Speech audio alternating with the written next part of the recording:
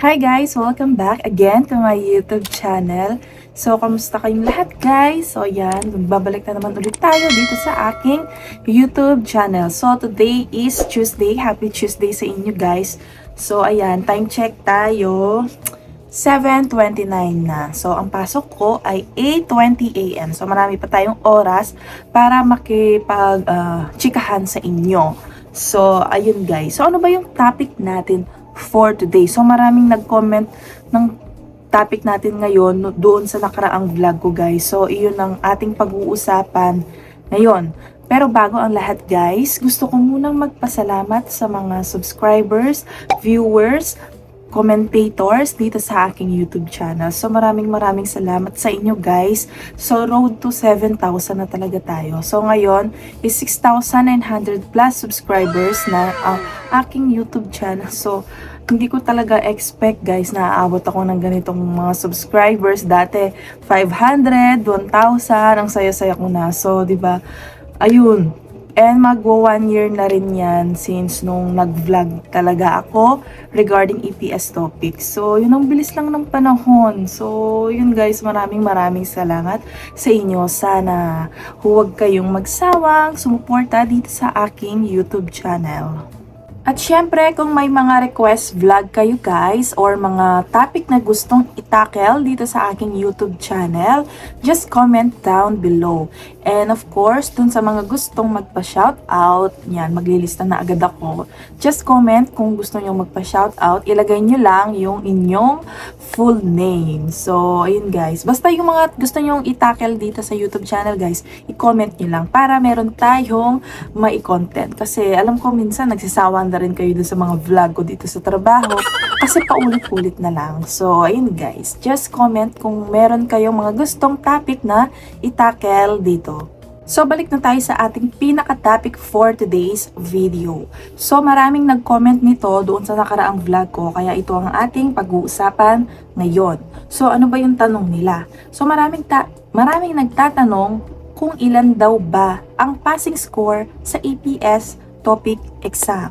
So, yun ang pag-uusapan natin guys. So, bago natin sagutin yon, mag-recap lang tayo. Ang EPS topic exam guys ay 40 items, diba?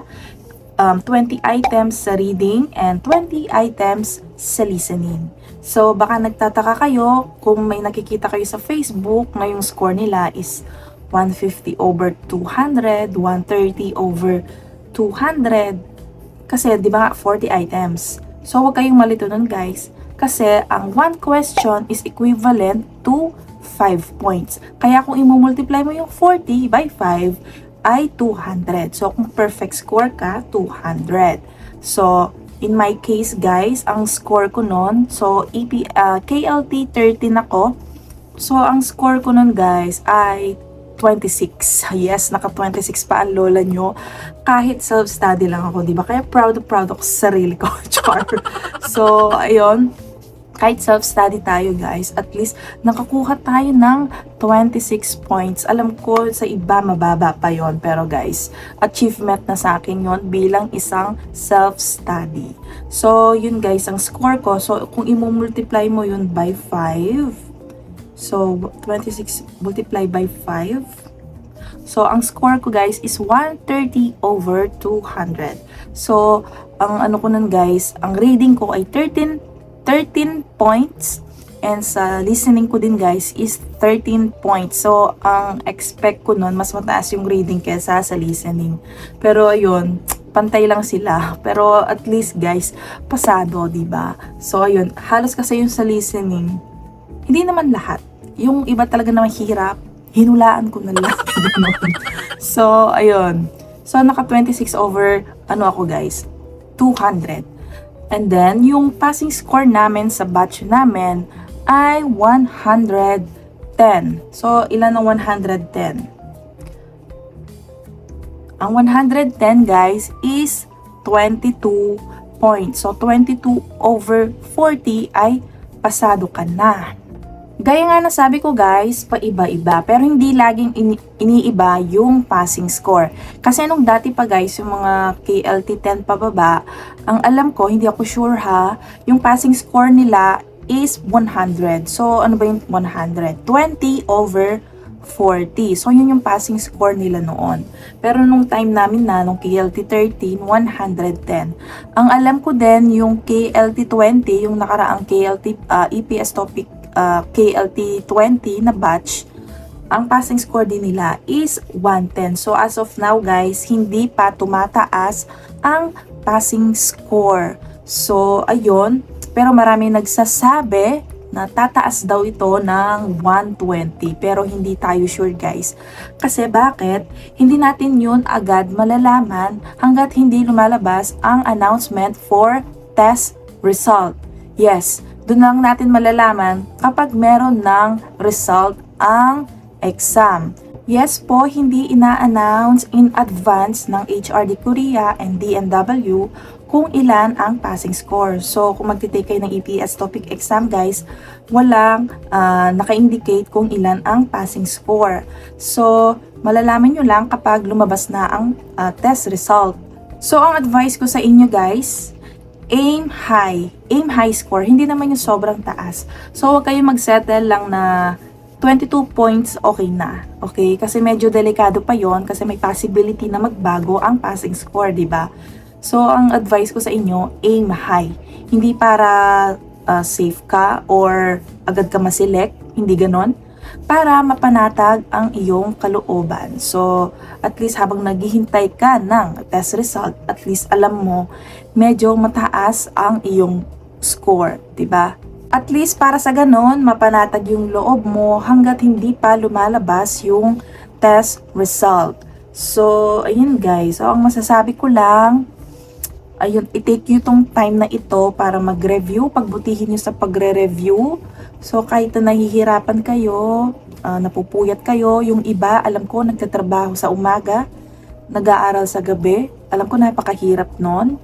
So, kung nahihirapan kayo ngayon guys, isipin nyo lang kung pumasa kayo sa EPS topic exam and skill test and naselect kayo ng employer, pagdating nyo dito at nakapag-start na kayo magtrabaho guys, isipin nyo lang na magbabago ang buhay ninyo.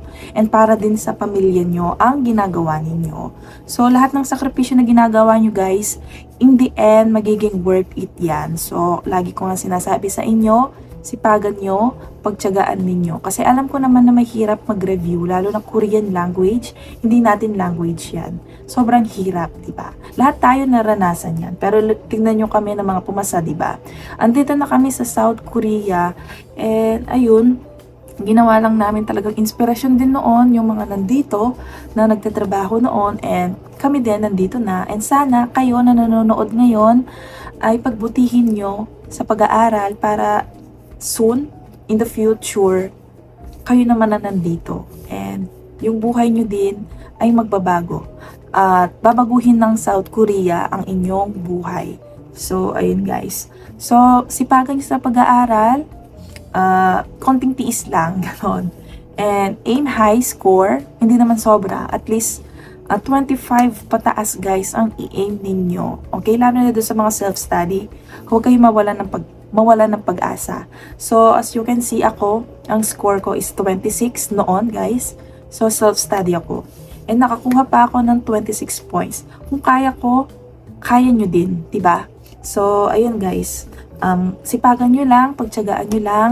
Lahat yan, worth it in the end. So, habang naghihintay tayo ng announcement for registration, guys, just take this time para mag-aral ng Korean language. So, ayun guys, and good luck sa inyo. Sana maraming mga bagong EPS aspirant na makapunta at makapagtrabaho dito sa South Korea. So, ayun guys.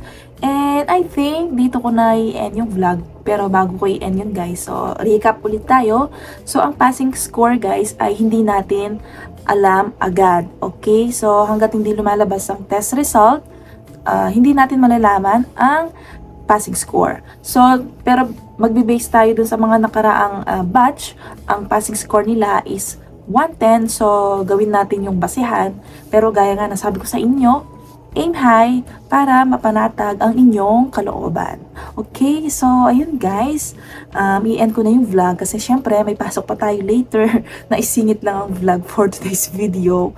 So ayun guys, kung nagustuhan ninyo itong video na ito, please give it a thumbs up, and kung hindi ka pa nakakapag-subscribe sa aking YouTube channel, please subscribe to my YouTube channel and please click the notification bell para updated ka sa mga video na i-upload ko dito sa aking YouTube channel. So ayun guys, thank you for watching and see you on my next vlog. Bye!